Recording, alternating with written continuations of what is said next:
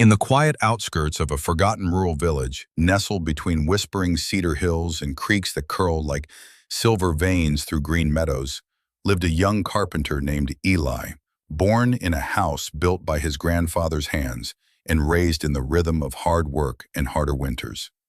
From a young age, Eli learned that men were meant to carve their path alone, just like his father, who seldom spoke but always worked, who mended wagons with cracked knuckles, and fixed roofs without complaint. By 13, Eli was shaping wood into something useful. Chairs with uneven legs, shelves that wobbled but held, and with every splinter he pulled from his palms, he added another layer to the wall he built, around his pride. The village was small, proud, and poor.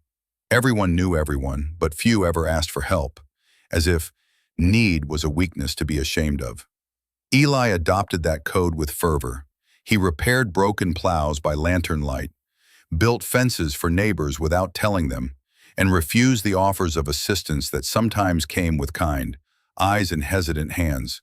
But in his heart, he harbored a dream bigger than solitude could carry. He wanted to build a community hall, not for glory but for the soul of the village, a place where elders could pass on stories, where mothers could gather in winter warmth, where children could learn crafts and laughter could echo across stone and timber. He drew plans late at night, eyes burning, hands raw.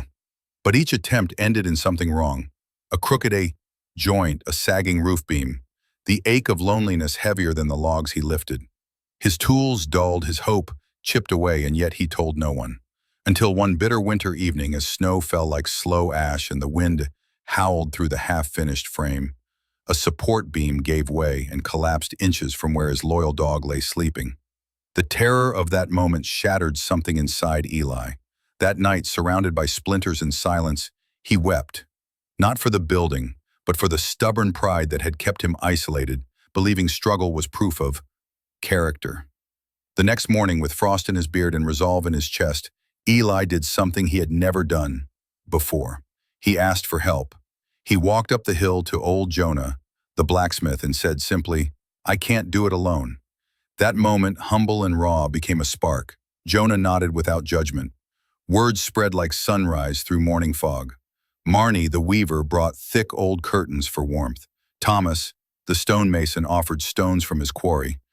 Ella and Rue, twin farmers, hauled timber from the southern woods. Even the school children painted signs and carved small wooden animals to line the windowsills. Over the following weeks, laughter replaced loneliness on the worksite. Songs rose with the scaffolding. Mistakes became lessons, not burdens. The community hall rose, not from Eli's strength, but from the shared spirit of those who believed in his vision. It wasn't perfect, but it pulsed with life. Years later, when travelers from distant towns stopped to marvel at the craftsmanship and warmth that radiated from its walls, Eli, older, his beard now streaked with gray, would smile and say, "The wood may be mine, but the soul belongs to many."